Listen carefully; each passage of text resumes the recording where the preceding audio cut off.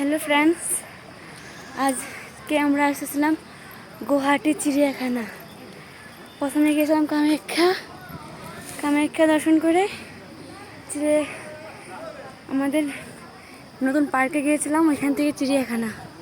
বাকি ভিডিওগুলো দেখানো হয় নাই, ওগুলো আমি সোশ্যাল মিডিয়ায় দিব, ঠিক আছে?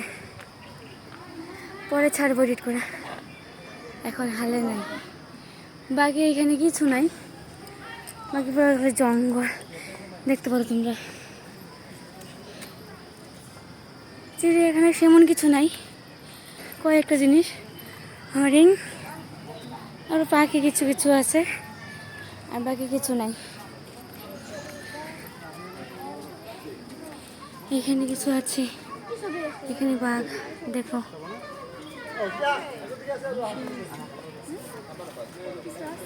নাহার ফুটি বাঘ আছে, এই তো বসে আছে।